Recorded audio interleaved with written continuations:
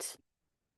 Okay, so welcome everybody. This is a free an information session. You guys have signed up for to find out more about the Reset Your Nervous System in Menopause program that I'll be launching in a week and a half. On May 6th is when it starts.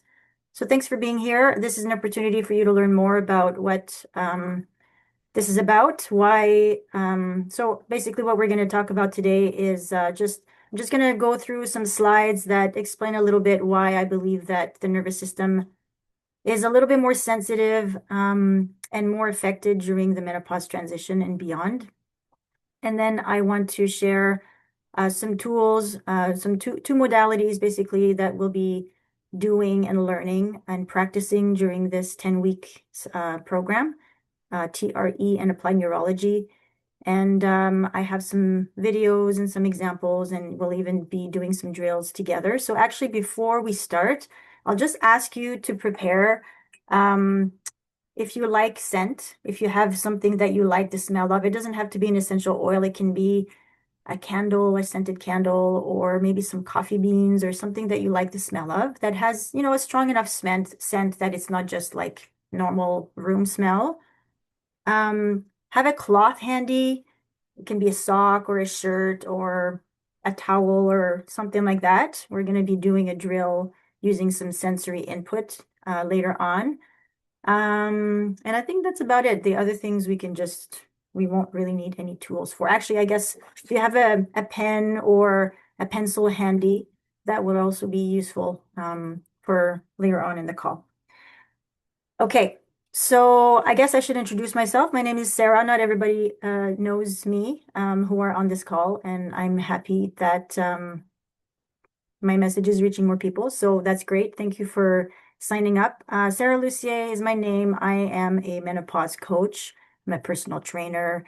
And I used to be a health economist, but I switched careers early in COVID when I lost my job and was just going through some other health issues. And then this opportunity came for me to work as a personal trainer, and I've become hooked ever since. I was already entering my 40s at the time and was, noticing some changes in my own body. So became interested in what the menopause transition does to the body, how strength training can help. And I thought, well, I'm really in the right place at the right time. And so I developed some educational tools and decided to dedicate my business to helping menopausal women have a smoother transition, understand more what's going on with their bodies, and feel empowered, using lifestyle tools like exercise.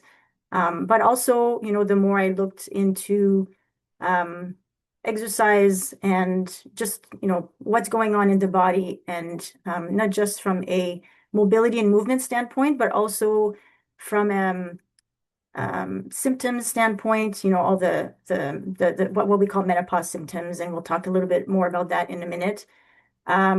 It became really obvious to me the more I looked into it that these are very much related to the nervous system, and even movement is very much related to the movement system. So I became interested in modalities that address both, that address that help to I guess regulate the nervous system so that movement feels better and easier, but also that have downstream impacts and can just help the brain function better. When the brain functions better, then everything functions better too. So I came to think, well, maybe there's something here that we can also use for the menopause transition. Maybe we can address some of the symptoms as well. So I'm just going to go ahead and start the recording. Sorry, the recording's already going. I'm going to share some of the slides now and stop talking about intro things and actually get into it. Okay.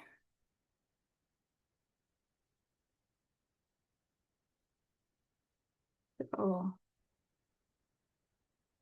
computer's being a little bit slow. Wait.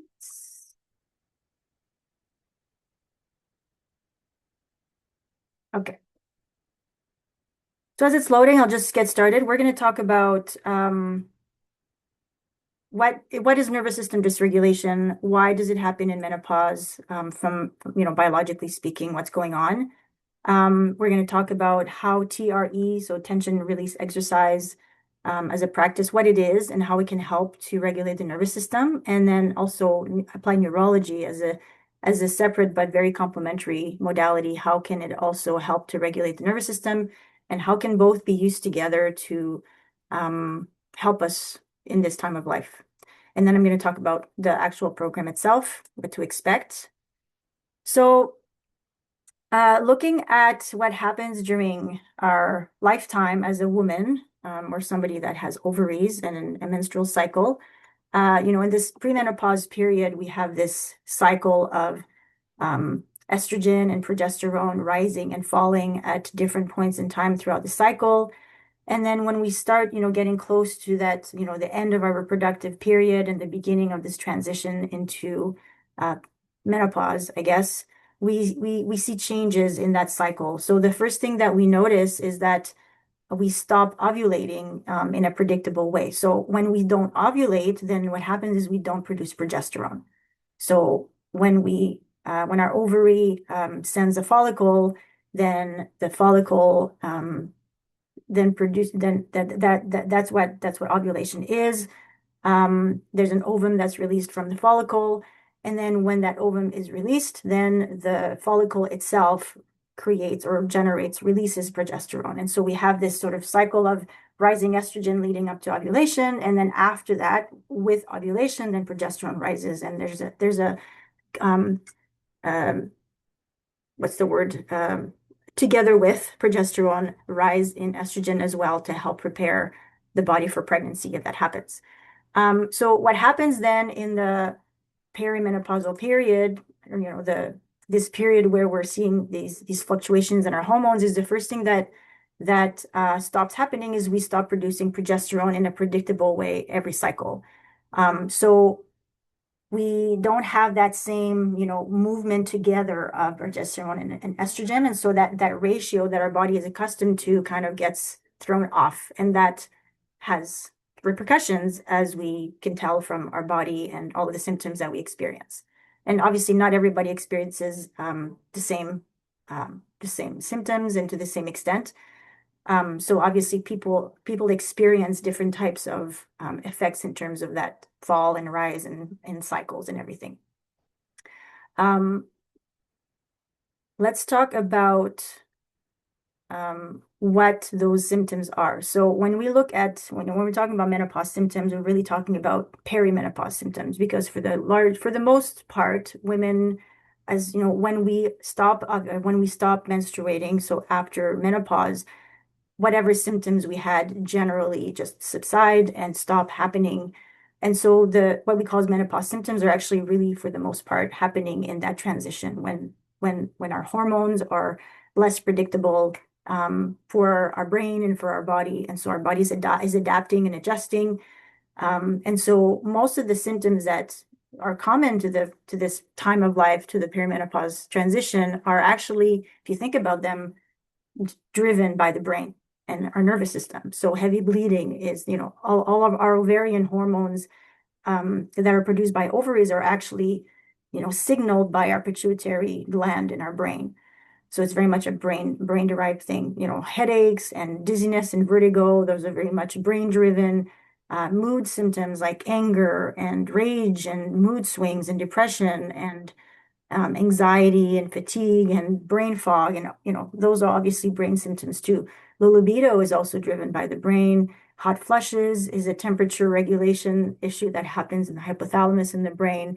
Sleep apnea is also very much a brain-derived thing, the brain telling or our autonomic nervous system to stop breathing. So that's obviously a brain thing. Pain is driven in the brain as well. And so even these other symptoms that are associated with the menopause transition, like sometimes some women will report, hair loss or eczema and other autoimmune conditions, those are immune dysregulation, and immune dysregulation is often something that is driven by nervous system dysregulation.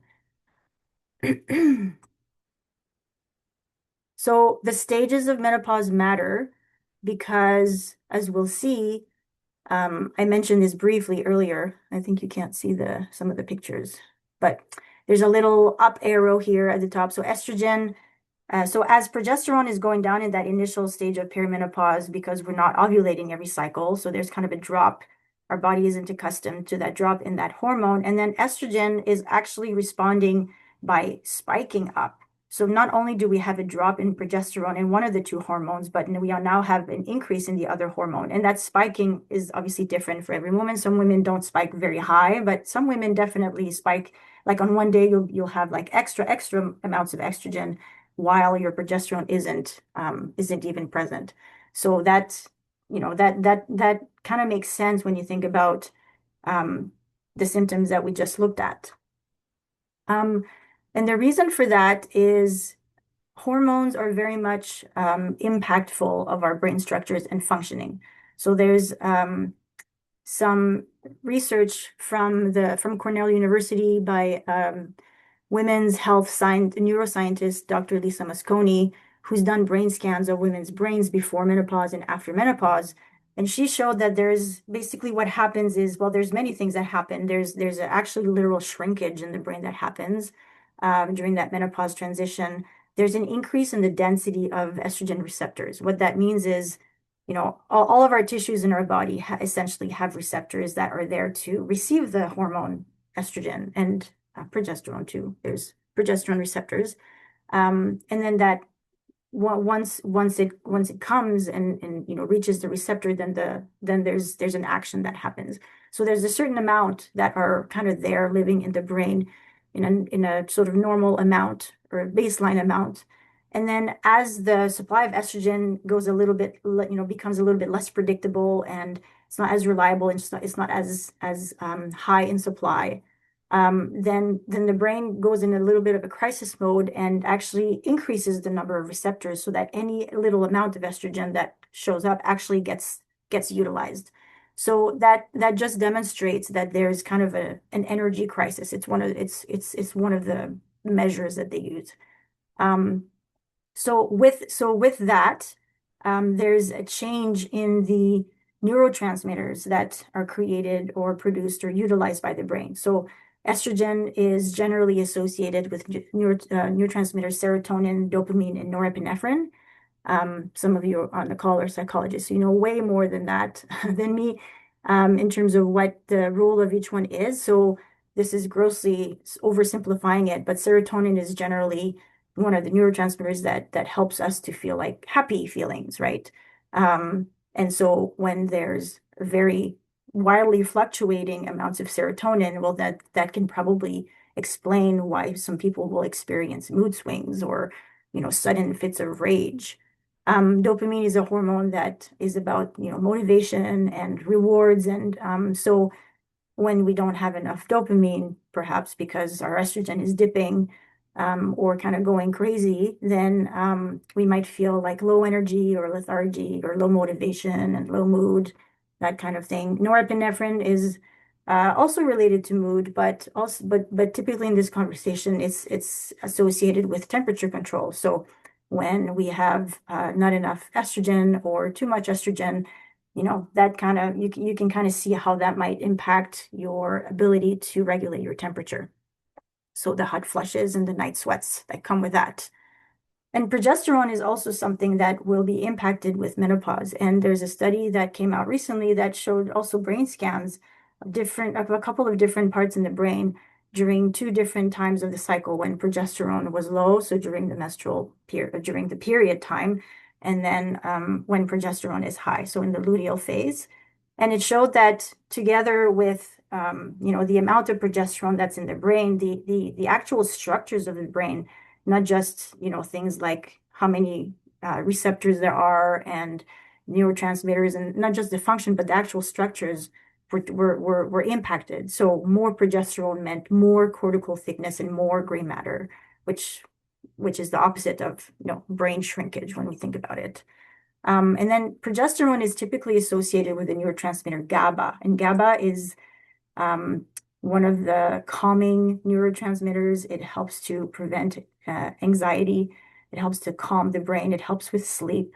So you can see that when progesterone goes down and dips in that initial period of perimenopause and even in the late reproductive period, before you even start to see changes in your menstrual cycle, a lot of women report feeling anxiety and sleep issues like very, very quite early on. And that can in some women be traced back to this in part. So another reason that we know that hormones are impacting the brain very deeply is that we now have clinical practice guidelines in Australia that recommend that menopause hormone therapy should be the first line treatment for perimenopausal depression. And that's very different from what's been recommended and just done, standard practice for a long time now. We have many doctors who have, for the last couple of decades, felt very scared to prescribe hormones for any reason because of the fear of breast cancer and the risk of heart disease and things like that because of some studies that came out in the early 2000s that that were actually not done very well. But anyways, the damage was done, and so antidepressants have kind of been the treatment of choice for anybody really, but a lot of women who have been presenting with depression or depressive symptoms during the perimenopausal transition.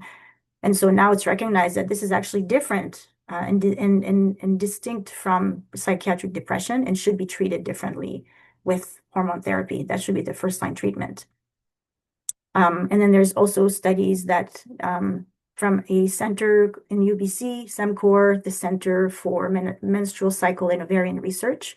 There's an endocrinologist there, Canadian, Dr. Geraldine Pryor, who's done many, many studies on the benefits of progesterone or just the impacts of progesterone on many different stages of a woman's life to help treat some reproductive issues. But in particular, she studied it in both postmenopausal women, also perimenopausal women, and has found benefits in terms of their sleep, as well as night sweats.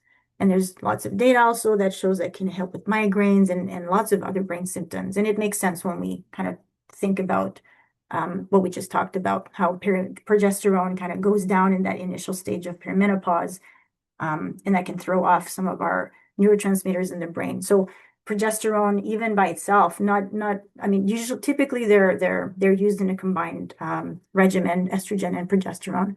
But progesterone by itself is also shown in the research to be very effective to help during that perimenopausal transition for lots of brain symptoms. Well, lots of menopause symptoms, which are one and the same. So now we can, circle back to talk about stress and the impact of, just the impact of stress on menopause symptoms. So we know from lots of research also that having higher stress or being in a stressful situation or being in a stressful environment, lots of noise and lots of light and lots of stimulation will increase the menopause symptoms. So hot flushes will increase or will get worse or more severe, more frequent when there's more stress, pain, as well as migraines and mood disorders, all those things. And also research that shows that stress release activities, things like mindfulness and yoga, acupuncture exercise is amazing for stress. We all know that. But specifically in the menopause guidelines for many years now, they've been recommending mindfulness as one of the non-hormonal therapeutic tools to help with menopausal symptoms. So hot flushes and mood and sleep and things like that. But generally, if you think about it, because stress is increased during the menopause transition, or the ability to deal with stress is increased or is lowered, is hampered during the menopause transition, then anything that will help to reduce stress is going to ultimately be helpful and impactful on the menopause symptoms and experience. So I do want to highlight some research that talks about not just stress releasing activities like we just saw, but actual like nervous system regulation. And I want to distinguish them even though there's a lot of overlap. When you do things like exercise, there is and yoga and hot and cold and things like that, like what we just saw in the other slide, it has an immediate impact on, your stress in the moment and um, kind of bringing your nervous system or affecting your nervous system in some way. When we talk about regulating the nervous system, we're, at least in this context, I'm talking about rewiring the brain and retraining the brain in a way that the brain is altered, permanently. Um, so that over time it becomes easier to regulate yourself to come back to baseline, um, so that it becomes easier to activate when you need to and downregulate when you need to. And so even those types of practices, things like neurophysiological therapies, as are termed in some of the literature, like hypnosis, are actually shown to be really, really effective in reducing menopause symptoms like hot flushes. And in fact, there's a study that was released very recently in the fall of 2025 that compared, that looked at studies comparing hypnosis and cognitive behavioral therapy. And CBT has long been recommended as one of the non-therapeutic tools to help manage menopause symptoms and improve hot flushes, but hypnosis is found to be even better and more effective.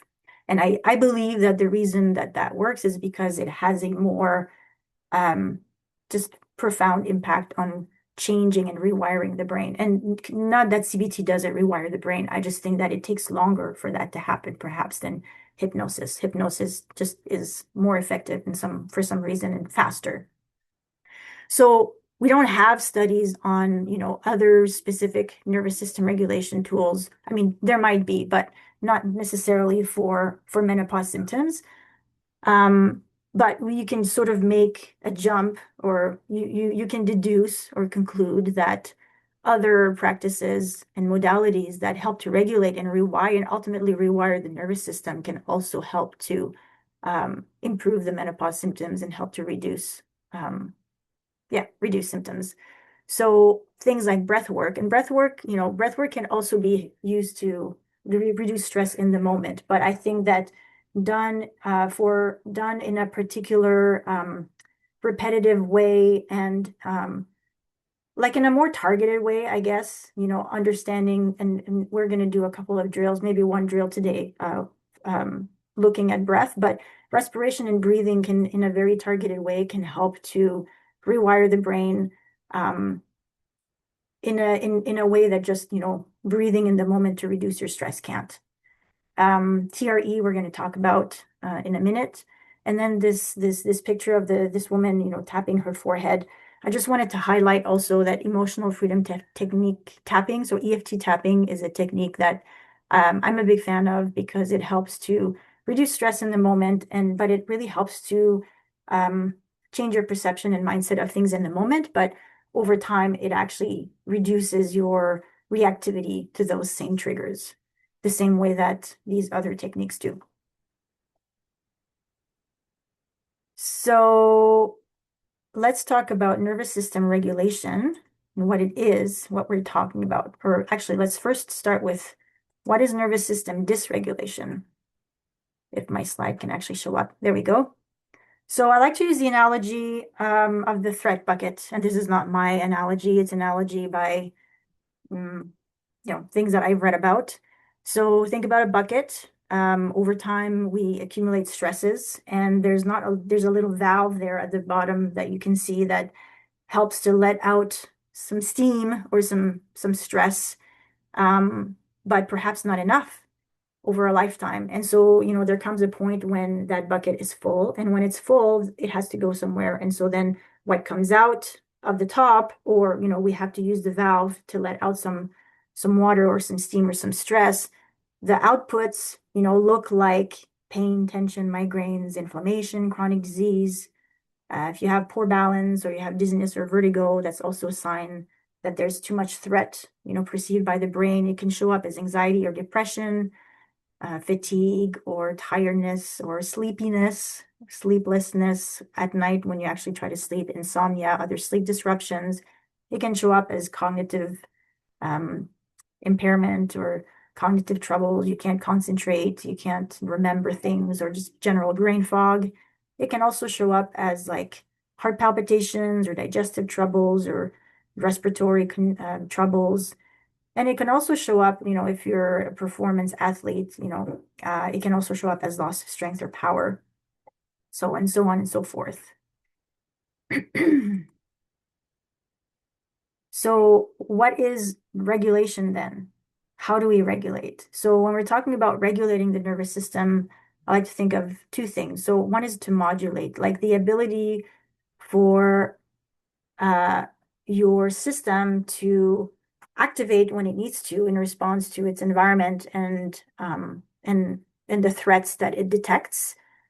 So, the ability to react and then to come back to equilibrium and to homeostasis, and then the ability to downregulate and relax and rest and then come back to baseline. So, right, the ability to go up and down, but to always be able to have the ability to always return to that place of safety, social connection, that we call baseline, let's say.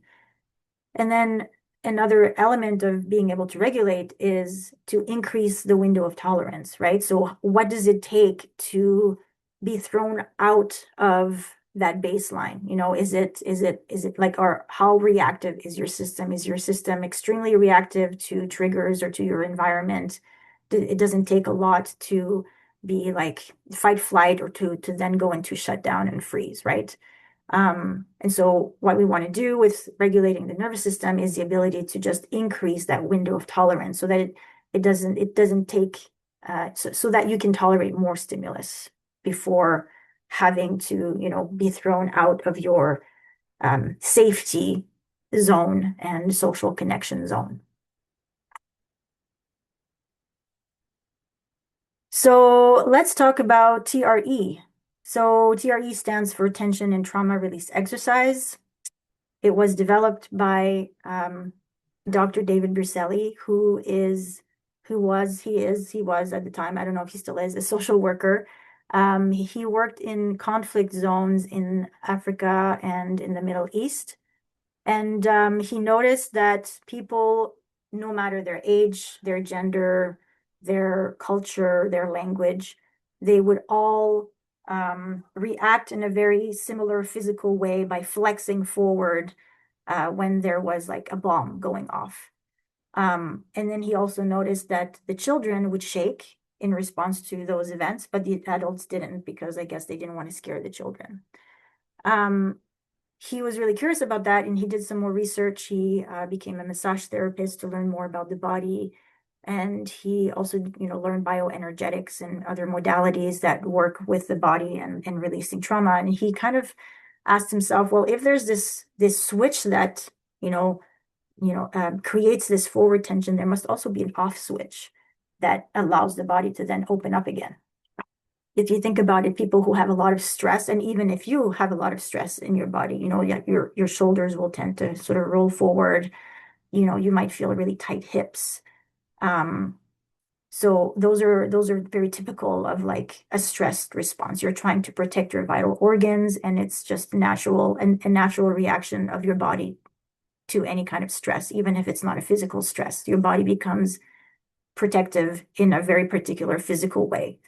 And so he developed this technique by also observing that animals in the wild shake when they are faced with threat. So, having observed wild animals and remembering that the children that he observed in the bomb shelters who were shaking, it was like, oh, this is interesting. That's probably the off switch that I've been looking for. So if the children have it, it means that it's innate to all humans and adults have just unlearned it. And so he developed this technique that really just seeks to activate it, to reteach our nervous system to access this natural mechanism that is innate to all of us. So I'm just going to play a couple of videos here. Let's see. Double click to interact. See if we can open up a YouTube here. And I might have to also share that screen. So just bear with me here for a minute.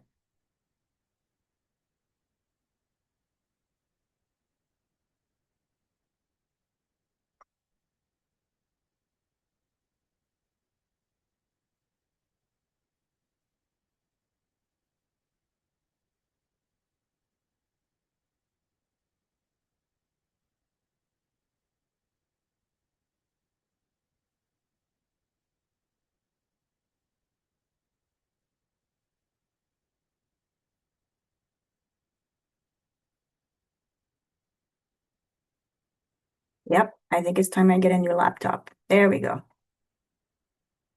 Can you guys see this YouTube screen? Just give me a little thumbs up if you can, and a thumbs down if you can't. Okay, still thinking. Perfect, thank you.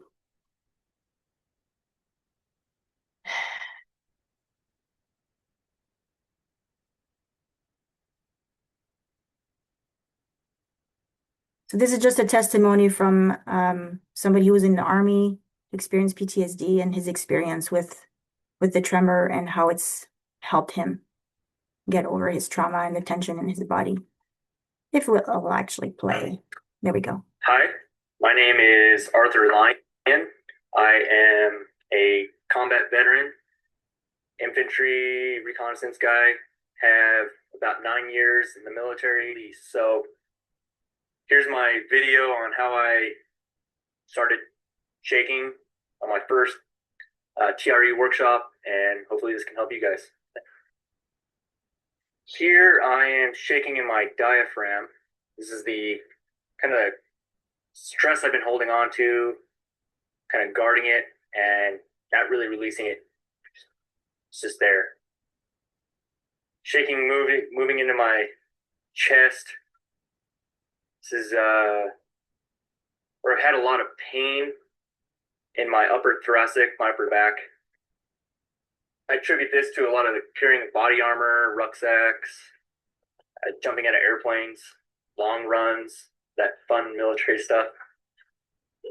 My left arm started shaking, and it took me quite a while to figure out what this was, but I realized every time I would think about an event from overseas, my left arm would always kind of bend up in a reaction to those memories.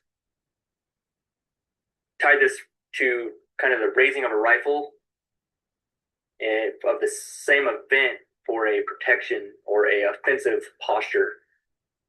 And many sessions later, started getting my right arm started kind of like bending up and wanting to go into that same upward movement to get my rifle up. This shaking session was triggered by a memory of a firefight in Baghdad where my unit was pinned down and the citizens around the city were kind of turning on us. And even thought that this wasn't really that big of a deal or wasn't very traumatizing. The shaking really helped me figure out that I really wasn't actual danger. It was a serious deal. And we, as my whole unit, we're lucky to be here today. And this is really shows that I had all that built up junk that I never did anything with. And this shaking, the TREs, really helped me overcome the stress and cope with the firefights and the time overseas and all those atrocities that are witnessed in war. And just gave me a kind of a new perspective on a resource or a tool that I can use to fix myself and kind of deal with these issues. And I feel like the TREs really made me feel calm, feel like I'm healing myself. And I feel it's like the weight has been lifted off of me, and it seems to be getting better every time I do TREs. Something new comes up, maybe good or bad, but I always feel better at the end of a session. And hopefully the TRs can really help you. So hopefully this has been enlightening, and hopefully this can be a tool for you to use. Thanks.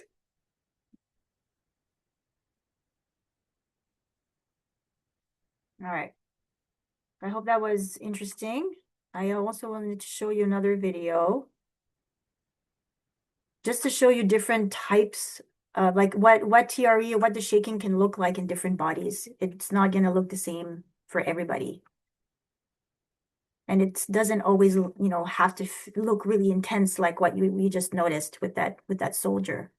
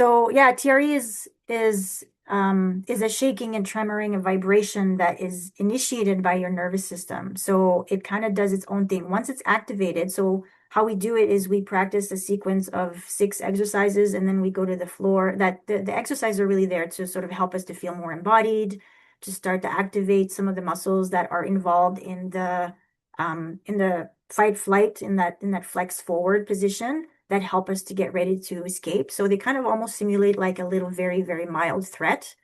And then that helps to then prepare our body to be able to activate the tremor better. So we go to the floor and we hold, a position of, holding tension in our legs, and then that brings on the tremor.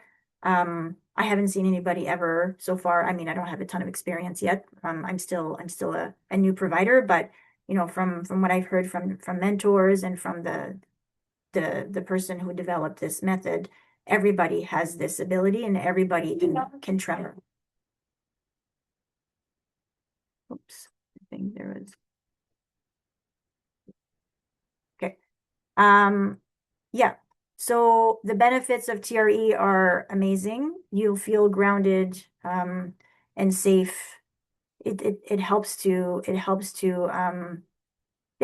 feel more grounded. It's, the same, some of you, if you've ever experienced, or experimented with meditation or breath work, the impact, is immediate stress release. So that can happen with TRE as well.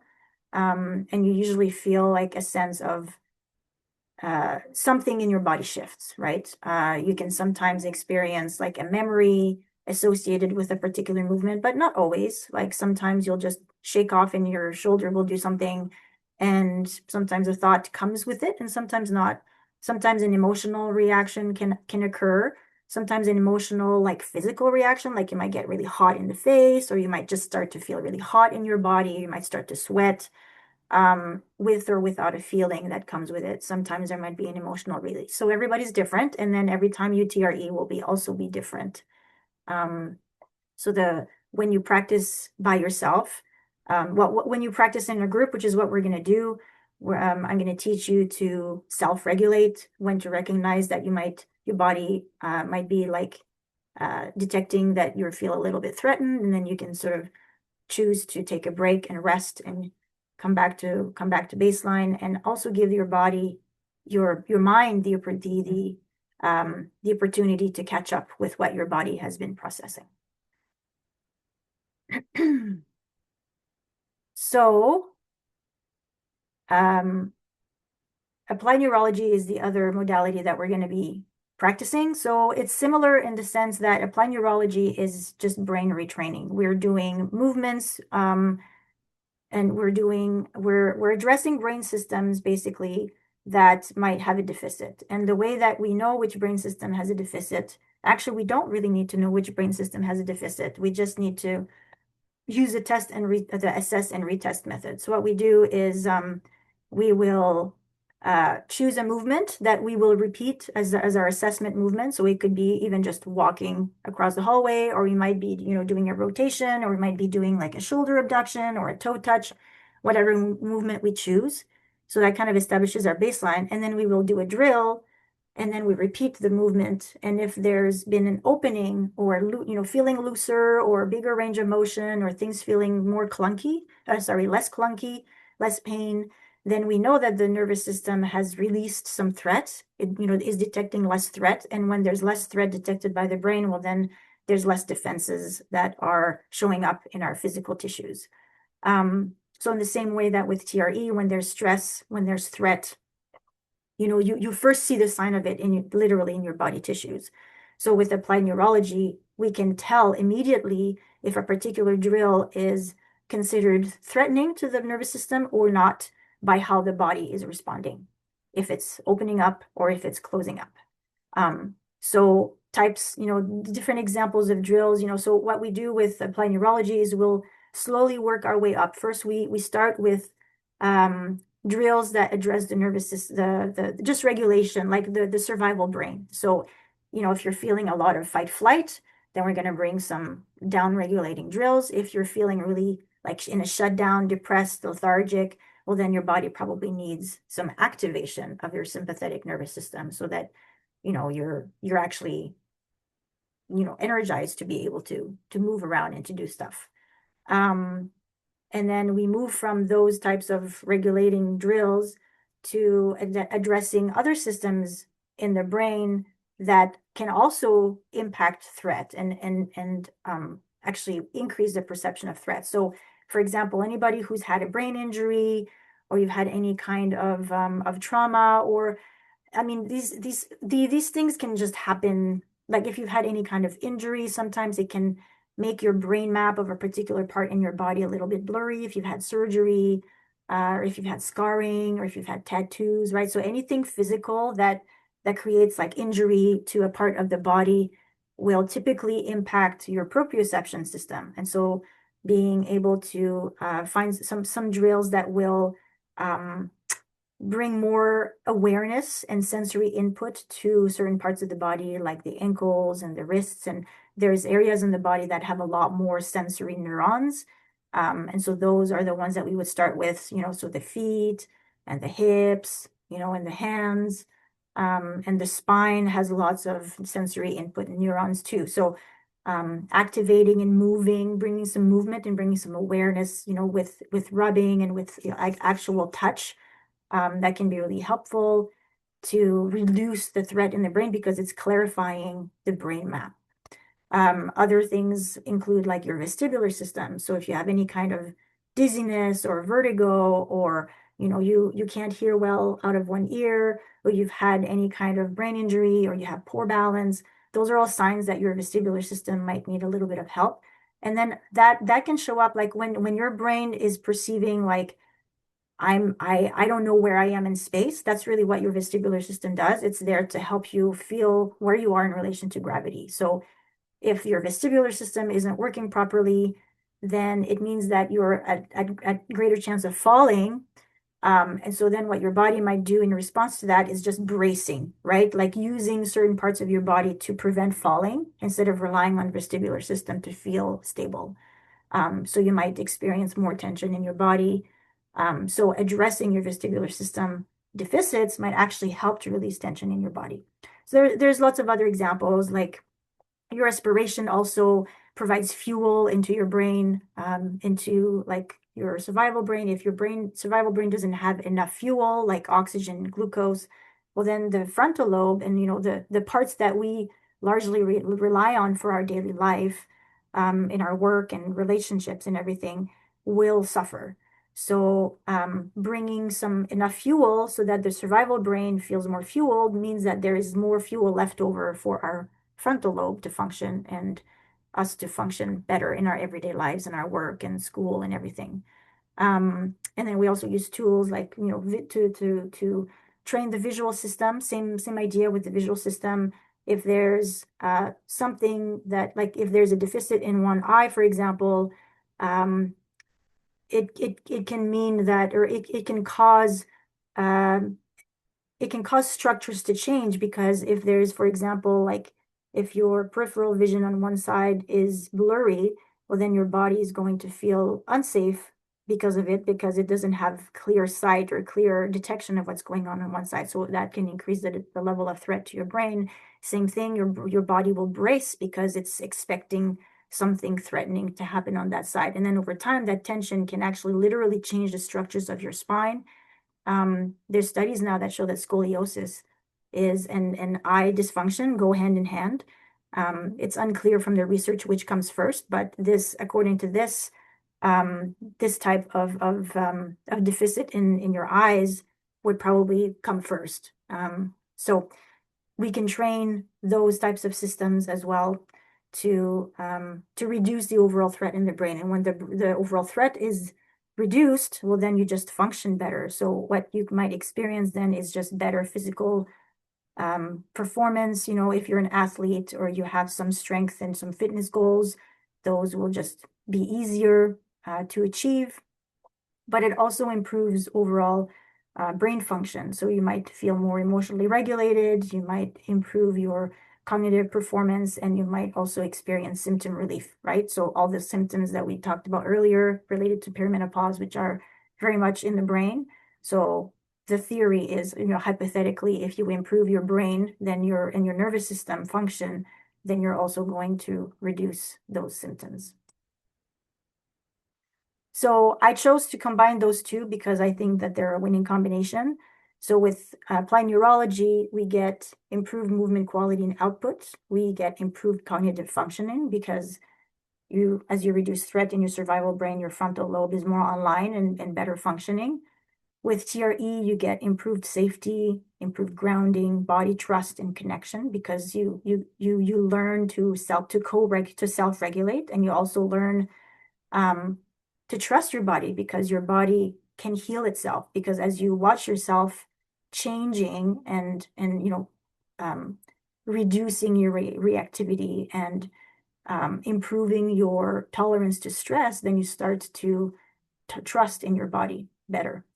And then it can also release stress and trauma. So literally releasing the tension that's stored in your muscles that are there as a result of specific incidents or specific traumatic stress or stresses that have occurred to you in your past.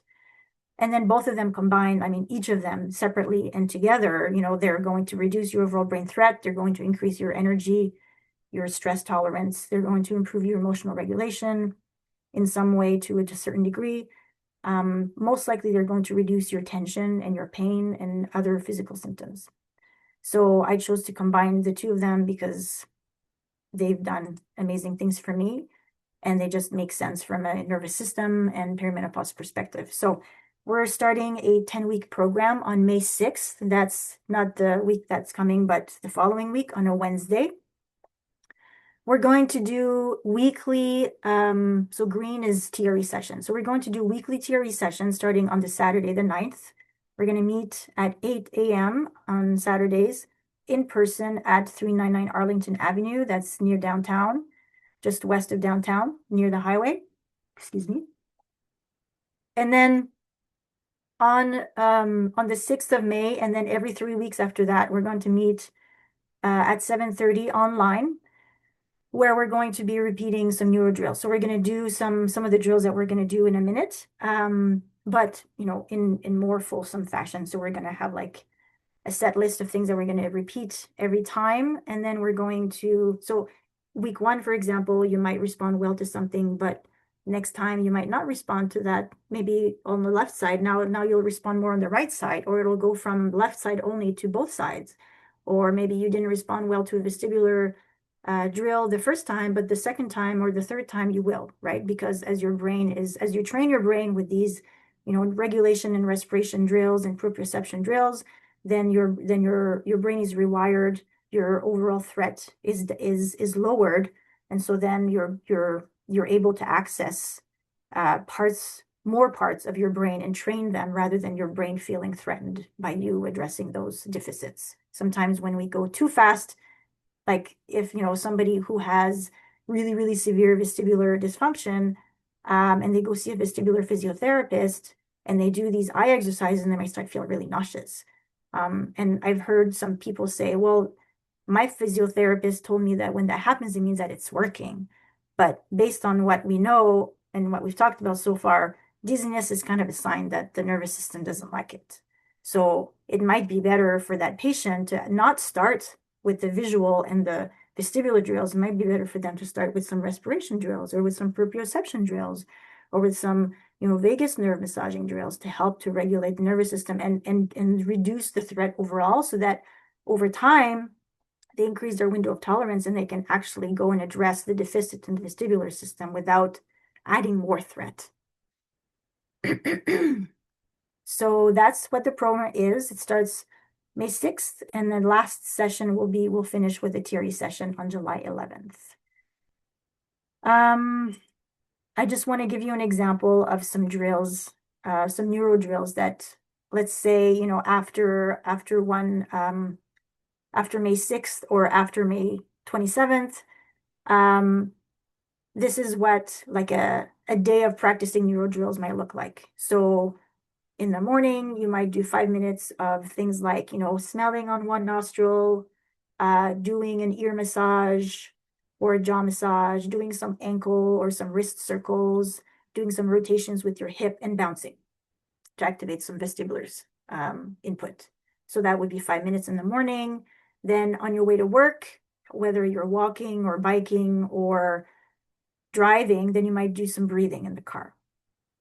Some idle breathing, box breathing, straw breathing, humming, and then like putting your tongue in your cheek or your tongue in the roof of your mouth.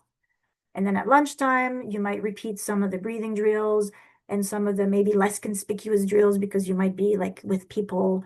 If you're in the bathroom, if your office, you could do like a bit of bouncing and some hip rotation or some hip rotations. And you can see that all of these take less than 5 minutes each. And that's the point. Neuro drills are not supposed to take a long time, but they are supposed to be repeated every day and multiple times per day for best results. After work, when you're commuting to work, you might do some other breathing drills that you haven't repeated a second time already, and maybe some, wrist and ankle circles. And then at bedtime, presumably you have a little bit more time, so then you can run through all of your drills, which might be like maybe 10 or 12 drills, something like that. And that would take you a little bit longer, maybe just 10 minutes. So that just to give you an idea of what does it mean to do neuro drills and to practice neuro drills. So let's talk about the investment. The program is $599 plus HST. It includes, we're going to be meeting 14 times during that period, but overall 16 hours. And then there's home practice, right? So we just talked about the neuro drills and repeating some neuro drills. And if you want to do TRE by yourself at home, you can.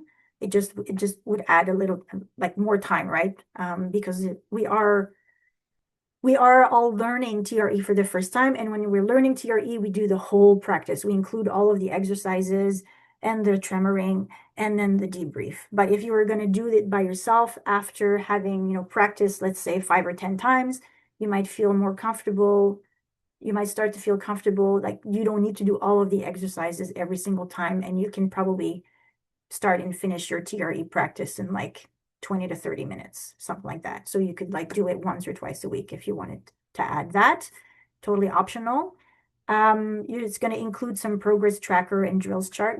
What I am going to do is I'm going to upload into the dashboard, into the program site, some charts or some forms for you guys to fill out. And this is more for your own tracking so that you can see what are your symptoms, what are your most bothersome things at the beginning, and then how does it change over time.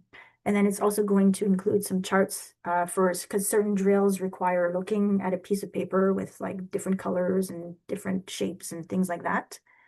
And obviously it includes a set of skills. Like you're not just participating in this program and then never repeating them again. At least that's the hope. The hope is that you guys will leave with these skills that you can then continue to practice and integrate into your everyday life as a way for you to regulate your own nervous system when you feel dysregulated. So the expected results are that you would have a greater sense of control of your life, your body, your emotions, and your mind. Just more calm, better regulation and modulation, and better movement and strength outcomes. So that's what I wanted to share with you today.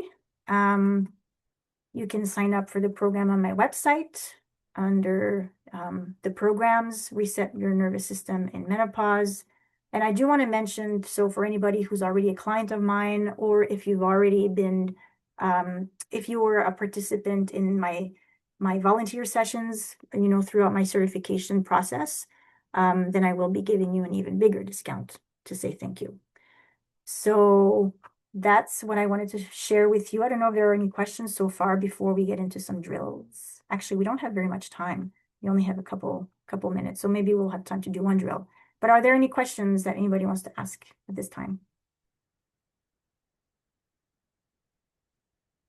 You can set it in the chat, or you can just unmute yourself. Oh, there's a question there. No questions. Okay. All right. If you did bring something, a scent, maybe we could do just one drill before we go. Maybe we'll do two if you have time, because we started a couple minutes late. So actually, before we start, if you have to go, I understand you can just go. But you want to choose either like a shoulder, like raise your shoulder like this and kind of just to set up your baseline. See how that feels. Whichever side you choose, just stay on that side. Don't do both sides, different sides for different drills. So if you have a scent, you could just plug one nostril, smell, sniff for like 2 or 3 times.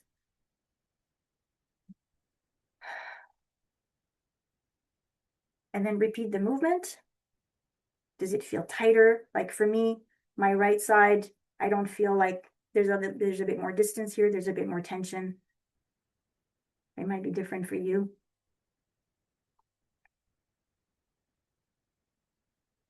And then if I do my other side,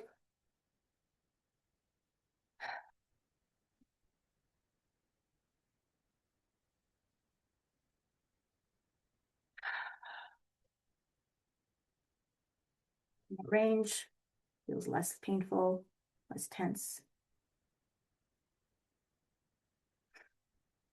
So that's a drill that activates one of the cranial nerves that connects to the brainstem. That can help to bring some regulation. And another one that I like to do is if you have a cloth or some kind of thing to rub, don't use your hand because skin on skin doesn't have the same impact. So what I'm doing is I'm just rubbing my foot on the side, just behind, right there on the ankle bone, under the ankle bone and the heel, that area between. And I'm just rubbing there and all the way, like all around the foot for about, let's say 10 to 15 seconds. The top of the foot, under the foot, the outside of the foot, the ankle, the back, the Achilles heel.